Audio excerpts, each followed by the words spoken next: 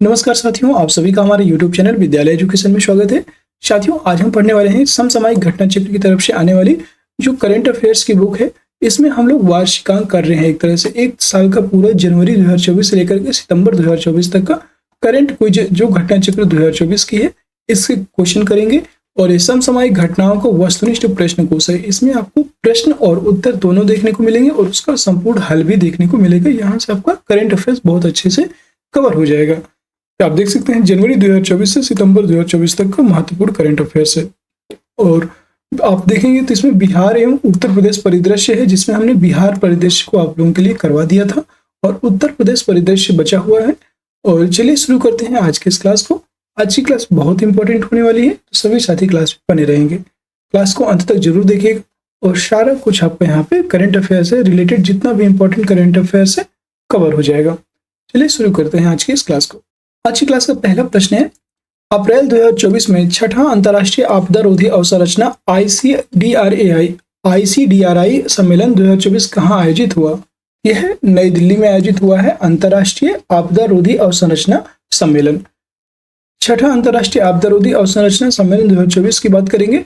यह 24-25 अप्रैल 2024 के मध्य भारत मंडपम नई दिल्ली में आयोजित होता है। प्रधानमंत्री नरेंद्र मोदी ने वर्चुअली इस सम्मेलन को संबोधित किया। मुख्य विषय है इसका investing today for a more resilient tomorrow. ICDRI क्या है? तो ICDRI की बात करेंगे तो यह 39 देशों और 7 संगठनों का एक वैश्विक संगठन है और इसकी स्थापना 2019 में होती है ICDRI की। अगला प्रश्न है, अप्रैल 2024 में किस संगठन ने जलवायु रणनीति 2024 को 2023 दस्तावेज को लॉन्च किया है? ये बताना है आपको। साथियों, किसी क्वेश्चन में डाउट हो तो आप पूछ सकते हैं बाद में। अप्रैल 2024 में किस संगठन ने जलवायु रणनीति 2030 दस्तावेज को लॉन्च किया है? नाबार्ड के द्वारा इसको लॉन्च किया गया है। और साथियों, इसकी PDF आपको चाहिए तो PDF आपको टेलीग्राम चैनल को ज्वाइन करके वहां से डाउनलोड कर सकते हैं। जलवायु रणनीति 2030 दस्तावेज जारी होता है 23 अप्रैल 2024 को। राष्ट्रीय कृषि और ग्रामीण विकास बैंक नाबार्ड के द्वारा इसको जारी किया गया। उद्देश्य क्या है? तो इसका उद्देश्य है भारत की हरित परियोजनाओं के लिए कर्ज की बढ़ती आवश्यकताओं को पूरा करना। इसका उद्देश्य है। नाबार्ड के बारे में GK में दिया हुआ है। नाबार्ड के बारे में यह कहा गया है कि यह देश का शीर्ष ग्रामीण विकास बैंक है, यानी कि जो नाबार्ड है यह ग्रामीण इलाकों को ज्यादा टारगेट करता है।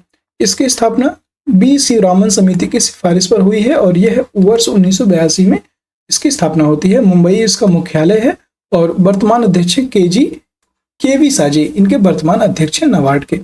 अगला प्रश्न है, अप्रैल 2024 में समलैंगिकों के मामले में किसकी अध्यक्षता में एक 6 सदस्यीय समिति का गठन किया गया है? तो इसमें 6 सदस्यीय समिति का गठन किया गया था राजीव गौबा की अध्यक्षता में। ये ऑप्शन C ऑप्शन राइट हो जाएगा। ठीक है। अगला प्रश्न है, आप देख सकते हैं समलैंगिकों के मामले में 6 सदस्यीय समिति गठित होती है 16 अप्रैल 2024 को। इसके द्वारा तो यह केंद्र सरकार के द्वारा गठित होती है। किसकी अध्यक्षता में हुई? तो तत्कालीन कैबिनेट सचिव राजीव गौबा की अध्यक्षता में इसको गठित किया गया और इसका उद्देश्य है समलैंगिक समुदाय जो आपको होमोसेक्सुअल होते हैं, समलैंगिक समुदाय के लोगों की समस्याओं की पहचान करना और उसका समुचित हल निकालना, ये इसका मुख्य उद्देश्य है। अगला प्रश्न है, निम्न कथनों पर विचार कीजिए। अप्रैल 2024 में भारत निर्वाचन आयोग द्वारा लोक चुनाव 2024 में पहली बार घर पर मतदान की सुविधा का शुभारंभ किया गया। ठीक है, ये कथन एकदम सही है और यह सुविधा 80 वर्ष से अधिक उम्र के बुजुर्ग मतदाताओं के लिए शुरू की गई है। यह गलत है, यह आपको गलत हो जाएगा। इसमें पहला ही ऑप्शन बस सही है, केवल एक इसका राइट आंसर हो जाएगा। ठीक है, इसके बारे में एक बार देख लीजिएगा। लोकसभा चुनाव 2024 में घर पर मतदान की सुविधा का शुभारंभ होता है और अप्रैल 2024 में इसको भारत निर्वाचन आयोग के द्वारा इसको शुरू किया गया। इसके तहत पहली बार बुजुर्गों और दिव्यांगजनों को यह सुविधा दी गई है। याद रखेंगे, जितने भी बुजुर्ग हैं और जितने दिव्यांगजन हैं, यानी कि जिनको आने जाने में प्रॉब्लम है, समस्याएं हैं, उनके लिए घर पर मतदान की सुविधा की गई है। 85 वर्ष से, याद रखेंगे, 85 वर्ष से अधिक आयु के मतदाता और 40% बेंचमार्क दिव्यांगता वाले दिव्यांगजन घर से मतदान करने की सुविधा का लाभ उठा सकते हैं। अगला प्रश्न, अप्रैल 2024 में सार्वजनिक क्षेत्र के किस उपक्रम द्वारा बालिका सशक्तिकरण मिशन के नए संस्करण का शुभारंभ किया गया है? यह NTPC लिमिटेड के द्वारा इसको नए संस्करण का, बालिका सशक्तिकरण मिशन के लिए नए संस्करण का शुभारंभ किया गया। और क्या है बालिका सशक्तिकरण मिशन के नए संस्करण का शुभारंभ? यह अप्रैल 2024 में होता है। शुभारंभकर्ता थे एनटीपीसी लिमिटेड, यानी कि भारत की सबसे बड़ी एकीकृत बिजली उत्पादन करने वाली महारत्न कंपनी है एनटीपीसी। क्या है? यह एनटीपीसी की प्रमुख कारपोरेट सामाजिक जिम्मेदारी पहल है और यह कार्यक्रम है भारत सरकार की बेटी बचाओ बेटी पढ़ाओ पहल के अनुरूप। उद्देश्य है लड़कियों की क्षमता को बढ़ावा देकर लैंगिक असमानता को कम करना, यही इसका मुख्य उद्देश्य है। अगला प्रश्न है, अप्रैल 2024 में भारत निर्वाचन आयोग ईसीआई द्वारा शुरू किए गए टर्निंग 18 और यू आर द वन नामक अनूठे अभियान के संबंध में निम्न कथनों पर विचार कीजिए। टर्निंग 18 अभियान का प्राथमिक उद्देश्य विशेष रूप से युवा और पहली बार मतदान करने वाले व्यक्तियों को लक्षित करना है। ठीक है, इनमें याद रखना है और ये तो एकदम सही है। फिर है यू आर द वन अभियान की उद्देश्य निर्वाचन प्रक्रिया में शामिल विभिन्न हितधारकों के अमूल्य योगदान को पहचानना है, तो ये भी आपका कथन सही है। इसमें दोनों कथन सही है, इसका राइट आंसर हो जाएगा आपका 1 और 2 दोनों, सी ऑप्शन करेक्ट है। टर्निंग 18 और यू आर द वन अभियान क्या है? यह अनूठा अभियान शुरू किया गया है भारत निर्वाचन आयोग ईसीआई के द्वारा, इलेक्शन कमीशन ऑफ इंडिया के द्वारा टर्निंग 18 और यू आर द वन अभियान शुरू किए गए। अप्रैल 2024 में सोशल मीडिया प्लेटफॉर्म पर इसको लॉन्च किया गया है। और किस पर? तो यह सोशल मीडिया प्लेटफॉर्म पर लॉन्च होता है। किस लिए? 18वीं लोकसभा चुनाव में युवाओं एवं शहरी मतदाताओं की भागीदारी को बढ़ाने के लिए इसका प्रयोग किया गया। आयोग ने इस अभिनव यात्रा की शुरुआत की। जो आयोग है, आयोग के द्वारा इस अभिनव यात्रा की शुरुआत की गई और आयोग चुनाव का पर्व, इसका जो टैगलाइन थी चुनाव का पर्व देश का गर्व की व्यापक थीम के साथ इसको शुरू किया गया। टर्निंग 18 अभियान का प्राथमिक उद्देश्य है विशेष रूप से युवा और पहली बार मतदान करने वाले व्यक्तियों को लक्षित करना। यू आर द वन अभियान का उद्देश्य है निर्वाचन प्रक्रिया में शामिल विभिन्न हितधारकों के अमूल्य योगदान को पहचानना था। अगला प्रश्न है, निम्न कथनों पर विचार कीजिए। सभी लोग इसका आंसर बताइएगा क्या होगा। आप अपने से दिमाग में जैसे क्वेश्चन पढ़ते हैं तो सोचते रहा करें क्या हो सकता है आंसर। 20 से 30 मई 2024 के मध्य 46वीं अंटार्कटिक संधि परामर्शदात्री बैठक 2024 कोच्चि में संपन्न हुई, ये एकदम सही है। भारतवर्ष 1983 से अंटार्कटिक संधि का एक सलाहकार सदस्य रहा है, ये कथन भी सही है। तो इसके दोनों का सदस्य सही है, तो दोनों कथन सही हैं। कौन से कथन सही पूछ रहा है? तो 1 और 2 दोनों, सी ऑप्शन करेक्ट रहेगा। इसके बारे में देख लीजिएगा। 46वीं अंटार्कटिक संधि परामर्शदात्री बैठक 2024 संपन्न होती है 20 से 30 मई 2024 के मध्य कोच्चि केरल में और राष्ट्रीय ध्रुवीय एवं समुद्री अनुसंधान केंद्र पृथ्वी विज्ञान मंत्रालय भारत सरकार तथा अंटार्कटिक संधि सचिवालय के द्वारा इसको शुरू किया गया। अंटार्कटिक संधि के बारे में देख लीजिएगा तो यह हस्ताक्षरित हुआ था वर्ष 1959 में और लागू हुआ वर्ष 1961 में। इसके साथ ही पर्यावरण संरक्षण समिति सीईपी की 26वीं बैठक भी कोच्चि में ही हुई थी। तो याद रखेंगे पर्यावरण संरक्षण समिति की बैठक कहाँ होती है? 26वीं बैठक कोच्चि में केरल में होती है। सीईपी के बारे में एक बार देख लीजिएगा तो ये इसकी स्थापना वर्ष 1991 में अंटार्कटिक संधि के लिए पर्यावरण संरक्षण पर प्रोटोकॉल, जिसे मैंडेट प्रोटोकॉल के तहत की गई थी। रिलेटेड जीके की बात करेंगे तो भारत का पहला अंटार्कटिक अनुसंधान केंद्र वर्ष 1983 में स्थापित किया गया था और यह दक्षिण गंगोत्री है जो कि अंटार्कटिक में स्थापित किया गया। वर्तमान में भारत के 2 अनुसंधान केंद्र संचालित करता है, मैत्री और भारती। मैत्री 1989 में और भारती 2012 में शुरू किए गए। ठीक है, तो उम्मीद है कि यह क्वेश्चन बहुत इंपॉर्टेंट था, समझ में आया होगा। अगला प्रश्न है, गुणवत्ता आश्वासन महानिदेशालय के पुनर्गठन हेतु जारी अधिसूचना के संबंध में निम्न कथनों पर विचार कीजिए। ये 2 डेट आप जरूर याद रखिएगा। दक्षिण गंगोत्री की 1983, आपसे ये पूछा जा सकता है कि सबसे पुराना कौन सा है और सबसे नया कौन सा है, चर्चा में है तो ये आपसे जरूर पूछा जाएगा। गुणवत्ता आश्वासन महानिदेशालय के पुनर्गठन हेतु जारी अधिसूचना के संबंध में निम्न कथनों पर विचार करना है। मार्च 2024 में रक्षा विभाग ने गुणवत्ता आश्वासन महानिदेशालय के पुनर्गठन के लिए अधिसूचना जारी की। ठीक है, और फिर इसका ये पहला कथन एकदम सही है, ये पहला कथन सही है। इस पुनर्गठन का उद्देश्य गुणवत्ता आश्वासन प्रक्रियाओं और परीक्षणों की गति बढ़ाना और निर्णय लेने में विभिन्न स्तरों पर होने वाली आवश्यक देरी को कम करना, ये कथन भी सही है। तो इसके दोनों कथन सही हैं, सभी साथी ध्यान देंगे, इसके दोनों कथन सही हैं। इसका राइट आंसर हो जाएगा ए और सी दोनों। इसका राइट आंसर हो जाएगा ए और सी, मतलब 1 और 2, ध्यान दीजिएगा 1 और 2 इसका राइट आंसर हो जाएगा सी ऑप्शन। गुणवत्ता आश्वासन महानिदेशालय के पुनर्गठन हेतु अधिसूचना जारी होती है और इस संबंध में अधिसूचना 28 मार्च 2024 को जारी की गई। अधिसूचना करते थे रक्षा उत्पादन विभाग के द्वारा इसको अधिसूचना जारी होती है। इसका उद्देश्य क्या है? इसका उद्देश्य है गुणवत्ता आश्वासन प्रक्रियाओं और परीक्षणों की गति बढ़ाना तथा निर्णय लेने में विभिन्न स्तरों पर होने वाली आवश्यक देरी को कम करना है। यह इसका प्रमुख उद्देश्य था। अगले प्रश्न की तरफ हम लोग चलेंगे। अब इसे देख लीजिए, रिलेटेड स्टैटिक जी के क्या क्या बन सकते हैं। तो गुणवत्ता आश्वासन महानिदेशालय DGQA किसके रक्षा उत्पादन विभाग के अधीन कार्य करता है? तो यह रक्षा मंत्रालय के अधीन कार्य करता है। अपने कार्यों को कुशलतापूर्वक और प्रभावी ढंग से करने के लिए DGQA संगठन को विभाजित किया गया था। यह 12 निदेशालयों में विभाजित होता है। अगला प्रश्न है, आप देख सकते हैं, निम्नलिखित कथनों पर विचार कीजिए। निम्नलिखित कथनों पर विचार कीजिए। 21-22 मार्च 2024 के मध्य प्रधानमंत्री नरेंद्र मोदी भूटान की राजकीय यात्रा पर रहे। क्या यह सही है? तो याद रखेंगे, इसकी बात करेंगे तो ये एकदम सही है। और इस यात्रा के दौरान उन्हें भूटान के सर्वोच्च नागरिक सम्मान ऑर्डर ऑफ द ड्रग ग्यालपे पुरस्कार से सम्मानित किया गया। ये भी आपका दूसरा कथन भी सही है। इसमें दोनों कथन सही हैं, सी ऑप्शन राइट हो जाएगा। प्रधानमंत्री नरेंद्र मोदी की भूटान की राजकीय यात्रा कब होती है? यह 21-22 मार्च 2024 के मध्य की गई और उनकी यह यात्रा भारत सरकार की पड़ोसी प्रथम की नीति पर आधारित है। जो यात्रा है यह भारत सरकार के पड़ोसी प्रथम की नीति पर आधारित है। इस यात्रा के दौरान वे भूटान के राजा जिग्मे खेसर नामग्याल वांगचुक और भूटान के चौथे राजा जिग्मे सिंघे वांगचुक से मुलाकात की और साथ ही उन्होंने भूटान के प्रधानमंत्री सेरिंग टोब्गे के साथ मुलाकात एवं बातचीत की थी।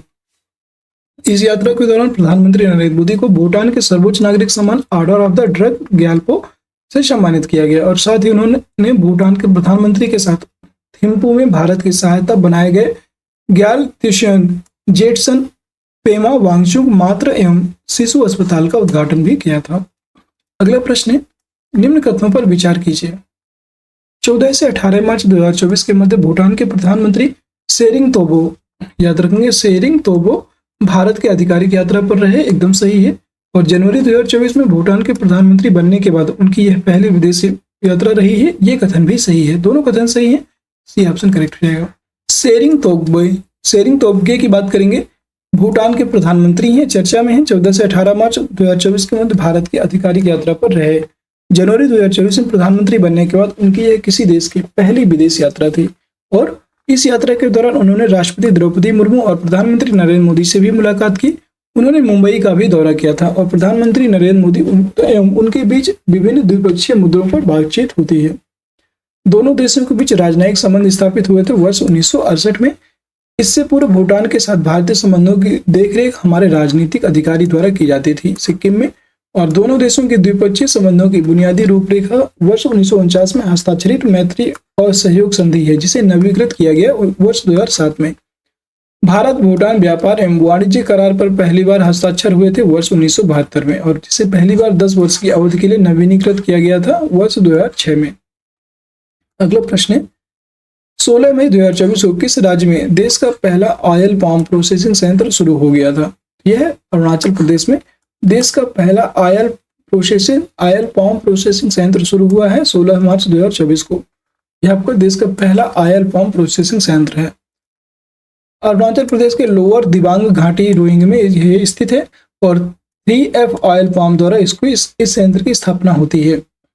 इस संयंत्र का वर्चुअली उद्घाटन किया गया था प्रधानमंत्री नरेंद्र मोदी ने 9 मार्च 2024 को और यह संयंत्र या फैक्ट्री है अरुणाचल प्रदेश में पहली ऑयल पाम फैक्ट्री और NMEO-OP के तहत भारत की पहली ऑयल पाम फैक्ट्री।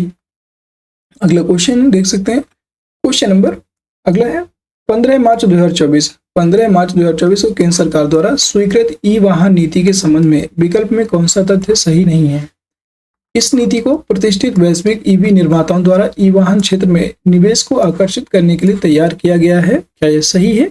इसे ये याद रखना है, ये बताना है। तो याद रखेंगे, क्या यह सही है?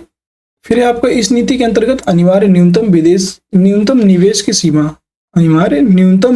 सीमा 4,150 करोड़ रुपए है। 4,150 करोड़ रुपए 500 मिलियन अमेरिकी डॉलर है।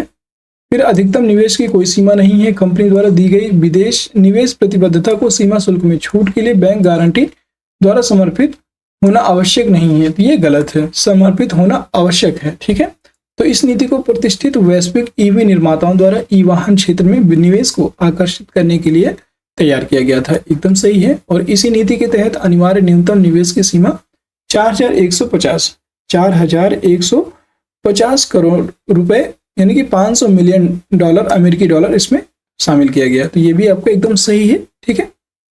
कंपनी द्वारा दी गई निवेश प्रतिबद्धता को सीमा शुल्क में छूट के लिए बैंक गारंटी समर्पित होना आवश्यक है। यहाँ पे आवश्यक नहीं है, इसलिए गलत हो जाएगा। तो डी ऑप्शन इसका राइट हो जाएगा। यही पूछा है कौन सा सही नहीं है, तो डी ऑप्शन इसमें सही नहीं है। ई वाहन नीति, आपसे क्वेश्चन यहाँ से बन सकता है। ई वाहन नीति से एक बार देख लीजिएगा। ई वाहन नीति को स्वीकृति प्रदान की गई 15 मार्च 2024 को केंद्र सरकार के द्वारा इसको स्वीकृति प्रदान की गई और उद्देश्य था भारत को ई वाहनों के निर्माण गंतव्य के रूप में बढ़ावा देना। और इस नीति को तैयार किया गया है वैश्विक प्रतिष्ठित ईवी निर्माताओं द्वारा ई वाहन क्षेत्र में निवेश आकर्षित करने हेतु। और इस ईवी नीति की विशेषताएं क्या है, तो अनिवार्य न्यूनतम निवेश 4150 यानी कि 4,150 करोड़ रुपए, 500 मिलियन अमेरिकी डॉलर, यह इसकी न्यूनतम निवेश की राशि रखी गई है। अधिकतम निवेश की सीमा कोई भी नहीं है, कितना भी अधिकतम निवेश किया जा सकता है। विनिर्माण के लिए समय सीमा, तो भारत के में विनिर्माण सुविधाएं स्थापित करने हेतु 3 वर्ष और ई वाहनों के वाणिज्यिक उत्पादन का शुभारंभ अधिकतम 5 वर्षों के भीतर 50% घरेलू मूल्यवर्धन डीवीए के तहत पहुंचने का लक्ष्य है। अगला प्रश्न है, निम्न कथनों पर विचार कीजिए। 14 मार्च 2024 को एक राष्ट्र एक चुनाव विषयक रिपोर्ट राष्ट्रपति द्रौपदी मुर्मू को सौंपी गई और ये एकदम सही है। आप देखेंगे तो ये आपका ये एकदम सही हो जाएगा। ठीक है। और फिर दूसरा है, पूर्व मुख्य सतर्कता आयुक्त संजय कोठारी इस उच्च स्तरीय समिति के अध्यक्ष थे। तो याद रखेंगे, इस उच्च स्तरीय समिति के अध्यक्ष पूर्व मुख्य सतर्कता आयुक्त नहीं थे, जबकि पूर्व राष्ट्रपति हैं रामनाथ कोविंद वो थे। तो इसलिए ये गलत हो जाएगा। ठीक है। दूसरा ऑप्शन इसमें गलत हो जाएगा, केवल एक इसमें सही है, ये ऑप्शन राइट हो जाएगा। ठीक है साथियों। और अगले प्रश्न के इसके बारे में थोड़ा सा देख लीजिएगा। एक राष्ट्र एक चुनाव विषयक रिपोर्ट प्रस्तुत की गई है, वो बहुत इंपॉर्टेंट है, याद रखेंगे, वेरी इंपॉर्टेंट है। अगर आप अच्छे से तैयारी को अपनी करनी चाहते हैं तो ये क्वेश्चन जरूर अच्छे से कर लीजिएगा। कुछ क्वेश्चन है जिनमें मैं इंपॉर्टेंट बताऊंगा और उनको आपको थोड़ा सा ध्यान देना है। अगर आपको क्लास अच्छी लग रही है तो सभी साथियों से अनुरोध है, क्लास को लाइक कर दीजिएगा, शेयर कर दीजिएगा। और किसी भी क्वेश्चन में डाउट है या आपका कुछ अपना पर्सनल सुझाव है हमारे लिए, तो आप हमें बता सकते हैं। एक राष्ट्र एक चुनाव विषयक रिपोर्ट प्रस्तुत की जाती है 14 मार्च 2024 को राष्ट्रपति द्रौपदी मुर्मू को। ठीक है। तो राष्ट्रपति द्रौपदी मुर्मू को यह रिपोर्ट को प्रस्तुत किया गया। इस उच्च स्तरीय समिति के अध्यक्ष कौन थे, तो पूर्व राष्ट्रपति रामनाथ कोविंद जी थे। समिति के सदस्यों में कौन कौन शामिल थे, तो आप देख सकते हैं इसमें टोटल 6 सदस्य शामिल थे। जैसे पहले थे केंद्रीय गृह मंत्री अमित शाह, राज्यसभा में विपक्ष के पूर्व नेता गुलाम नबी आजाद, 15वें वित्त आयोग के पूर्व अध्यक्ष एनके सिंह, लोकसभा के पूर्व महासचिव डॉक्टर सुभाष कश्यप, वरिष्ठ अधिवक्ता हरीश साल्वे और पूर्व मुख्य सतर्कता आयुक्त संजय कोठारी। ठीक है। ये इनके सदस्य हैं। समिति में कानून और न्याय राज्य मंत्री स्वतंत्र प्रभार अर्जुन राम मेघवाल विशेष आमंत्रित सदस्य और डॉक्टर नितिन चंद्रा समिति के सचिव थे। समिति की कुछ महत्वपूर्ण सिफारिशें हैं जिनको आप देख सकते हैं। समिति ने एक साथ चुनाव कराने के लिए 2 चरणीय दृष्टिकोण की सिफारिश की थी और पहले चरण में लोकसभा तथा और राज्य विधानसभाओं के लिए एक साथ चुनाव होंगे। दूसरे चरण में नगर पालिकाओं और पंचायतों के चुनाव को लोकसभा एवं राज्य विधानसभाओं के चुनाव संपन्न होंगे 100 दिनों के भीतर कराना रहेगा। तीनों स्तरों के चुनाव में उपयोग के लिए एक ही मतदाता सूची और चुनावी फोटो पहचान पत्र ईपिक होना चाहिए। ठीक है। क्वेश्चन नंबर अगला है, 14 मार्च 2024 को भारत और सिंगापुर के मध्य किस क्षेत्र में सहयोग के संबंध में समझौता ज्ञापन हस्ताक्षरित हुआ है, तो याद रखेंगे यह विधि एवं विवाद समाधान में इसका राइट आंसर हो जाएगा, विधि एवं विवाद समाधान। भारत सिंगापुर के मध्य समझौता होता है, दोनों देशों के मध्य समझौता ज्ञापन हस्ताक्षरित हुआ था 14 मार्च 2024 को। यह समझौता ज्ञापन संबंधित है विधि एवं विवाद समाधान के क्षेत्र के सहयोग से और यह समझौता ज्ञापन है दोनों देशों के बीच अंतर्राष्ट्रीय वाणिज्यिक विवाद समाधान, संबंधित देशों में मजबूत वैकल्पिक विवाद समाधान तंत्र को बढ़ावा देने व समझौता ज्ञापन के कार्यान्वयन की निगरानी हेतु संयुक्त सलाहकार समिति की स्थापना से संबंधित मामले जैसे साझा हित के क्षेत्रों में आगे सहयोग करने से संबंधित हैं।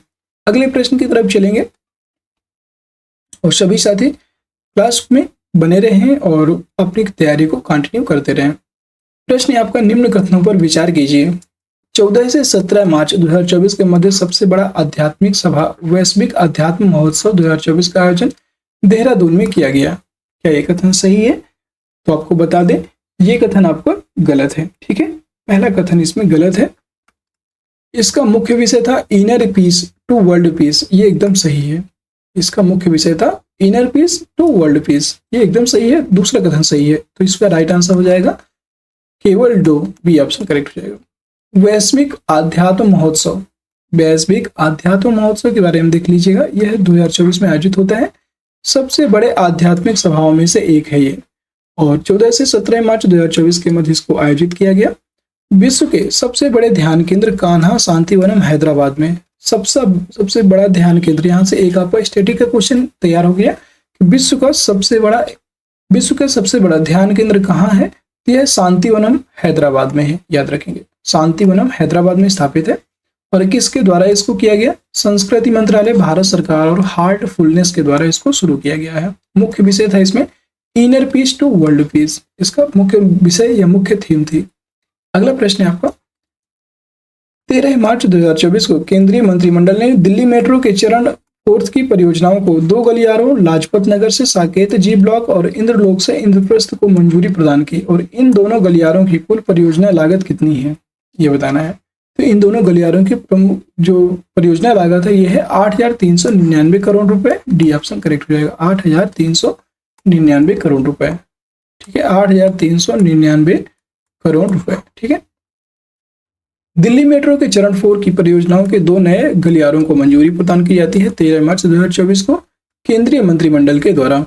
और मंजूरी प्रदत्त 2 गलियारे हैं जैसे लाजपत नगर से साकेत जी ब्लॉक 8.385, यहाँ पे दशमलव लगा हुआ है, 8.385 किलोमीटर, और इंद्रलोक से इंद्रप्रस्थ 12.377 किलोमीटर, ये इसका मतलब इसकी लंबाई है। दोनों गलियारों की कुल परियोजना लागत लगभग 8,399 करोड़ रुपए रखी गई है। और अगला प्रश्न है साथियों, आप देख सकते हैं, प्रश्न है आपका, नीति आयोग द्वारा शुरू की गई वोकल फॉर लोकल पहल के संबंध में विकल्प में कौन सा तथ्य सही नहीं है? वोकल फॉर लोकल के बारे में बात की जा रही है। एक बार इसके लिए देख लीजिएगा, बहुत इंपॉर्टेंट क्वेश्चन है। यहाँ से भी वोकल फॉर लोकल बहुत सारे क्वेश्चन आपसे पूछे जाएंगे। अभी नई जितनी भी योजनाएं शुरू होती हैं, यहाँ से सरकार क्वेश्चन मतलब बहुत क्वेश्चन पूछे जाते हैं। ऑप्शन है इसके 13 मार्च 2024 को नीति आयोग के सीईओ वीवीआर सुब्रमण्यन ने इस पहल का शुभारंभ किया। क्या ये कथन सही है? तो याद रखेंगे, इसमें ये एकदम सही है, और इसमें पूछा है कौन सा सही नहीं है। इस पहल को आकांक्षी ब्लॉक कार्यक्रम के तहत शुरू किया गया, ये कथन भी सही है। देखिए आपसे यहाँ पे ध्यान देते जाना है। वोकल फॉर लोकल किसके द्वारा इसका शुरू किया गया? नीति आयोग के सीईओ वीवीआर सुब्रमण्यम के द्वारा, और इसको आकांक्षी ब्लॉक कार्यक्रम के तहत शुरू किया जाता है, एकदम सही है। इस पहल का उद्देश्य आकांक्षी ब्लॉकों की आबादी के बीच आत्मनिर्भरता की भावना को प्रोत्साहित करना, उन्हें सतत विकास और समृद्धि की दिशा में प्रेरित करना, ये कथन भी सही है। इस पहल के हिस्से के रूप में 400 आकांक्षी ब्लॉकों के स्वदेशी स्थानीय उत्पादों को आकांक्षा के तहत मानचित्रित और समेकित करना, ये कथन गलत है। ये आपका कथन गलत हो जाएगा यहाँ पे, ठीक है। यहाँ पे 400 नहीं है, याद रखिएगा, यहाँ पे 500 आकांक्षी ब्लॉक हैं। यहाँ पे डाटा में हेरफेर कर दिया गया है, ठीक है। वोकल फॉर लोकल पहल शुरू होती है नीति आयोग से, मतलब यह नीति आयोग से संबंधित है। 13 मार्च 2024 को शुरू होती है, और नीति आयोग के जो इसके शुभारंभ करते थे नीति आयोग के सीईओ हैं वीवीआर सुब्रमण्यम। यह पहल शुरू की गई है आकांक्षी ब्लॉक कार्यक्रम के तहत। उद्देश्य है इसका आकांक्षी ब्लॉकों की आबादी के बीच आत्मनिर्भरता की भावना को प्रोत्साहित करना, उन्हें सतत विकास और समृद्धि की दिशा में प्रेरित करना। इस पहल के उद्देश्य के रूप में हिस्से के रूप में है 500 आकांक्षी ब्लॉकों के स्वदेशी स्थानीय उत्पादों को आकांक्षा के तहत मानचित्रित और समेकित किया गया है। अगला प्रश्न है, और आज की क्लास का अंतिम प्रश्न है। इसका आंसर आप सभी लोग कमेंट बॉक्स में बताइएगा, क्या होगा इसका राइट आंसर। अगर आप करंट अफेयर्स की तैयारी कर रहे हैं या हमारे साथ तैयारी करना चाहते हैं, आपका पूरा 1 ईयर करंट अफेयर्स करवा दिया जाएगा यहाँ पे, और यकीन मानिए कि आपको इसके बाहर कुछ भी नहीं पढ़ना पड़ेगा। करंट अफेयर्स की तरफ जितने भी इंपॉर्टेंट फैक्ट होंगे यहाँ पे कवर हो जाएंगे। 13 मार्च 2024 को केंद्रीय सूचना एवं प्रसारण मंत्रालय द्वारा प्रसार भारती की समाचार साझाकरण सेवा पीबी सब प्लेटफॉर्म को लॉन्च किया गया, ठीक है। और दूसरा कथन है इसमें, प्रसार भारती प्रसारण और प्रसार के लिए साझा ऑडियो विजुअल पीबी शब्द प्लेटफॉर्म को मीडिया परिदृश्य से ग्राहकों और वीडियो, ऑडियो, टेक्स्ट, फोटो आदि अन्य प्रारूपों में दैनिक समाचार फीड प्रदान करने हेतु डिजाइन किया गया है। ठीक है, निम्नलिखित कथनों में से कौन से कथन सही हैं? 1 और 2 दोनों, केवल 1, केवल 2, इनमें से कोई नहीं। क्या होगा इसका राइट आंसर? सभी साथी बताएंगे और उम्मीद है कि आपको दोनों कथन दिख रहे होंगे। मैं आपको एक बार दोनों कथन दिखा देता हूँ। हाँ, ये पहला और दूसरा दोनों कथन है और आप अपने ऑप्शन देख सकते हैं। पहले ऑप्शन में है 1 और 2 दोनों, केवल 1, केवल 2। आप इस तरह से आपको इसको कर सकते हो। और साथियों, अगर क्लास पसंद आई है तो क्लास को लाइक कर दीजिए। सभी साथी क्लास को लाइक कर दीजिए, शेयर कर दीजिए और चैनल में नए हैं तो चैनल को सब्सक्राइब भी जरूर कर लीजिएगा। ठीक है, आपको इस क्लास का पीडीएफ मिल जाएगा। पिछली जितनी भी क्लासेस हुई हैं उन सभी का पीडीएफ अभी तक का प्रोवाइड कर दिया गया है और आज की पीडीएफ जो है 1-2 दिन में आपको प्रोवाइड कर दी जाएगी टेलीग्राम चैनल में। टेलीग्राम चैनल में आप ज्वाइन कर सकते हैं। टेलीग्राम चैनल को ज्वाइन करेंगे और वहां से आप सर्च कर लीजिएगा current affairs quiz. Current affairs quiz, अगर जैसे ही आप सर्च करेंगे करंट अफेयर्स क्विज नाम से पीडीएफ आपको आएगी, तो वहां पे करंट अफेयर्स क्विज 2024 डालेंगे तो आपको मिल जाएगी करंट अफेयर्स वाली ये पीडीएफ। ठीक है, और साथियों किसी भी क्वेश्चन में डाउट हो तो फिर से बोलते हैं, आप जरूर पूछ लीजिएगा। कोई भी मेरे लिए सुझाव हो, आप हमारे कोई भी सुझाव दे सकते हैं। जो भी आपका अपना खुद का ओपिनियन हो, कोई भी क्वेश्चन हो, आप पूछ सकते हैं। फिर मिलते हैं किसी नेक्स्ट क्लास में और आप सभी को बहुत बहुत धन्यवाद क्लास में जुड़ने के लिए। आप सभी को नमस्कार और दिवाली की आप सभी को दिवाली की बहुत बहुत शुभकामनाएं। दिवाली भी आपकी आ ही रही है तो आप सभी जानते हैं, दिवाली की बहुत बहुत शुभकामनाएं। और ठीक है, फिर मिलते हैं किसी नेक्स्ट क्लास में। तब तक के लिए जय हिंद, जय भारत। आप सभी का दिन शुभ हो। Happy Deepawali to all of you.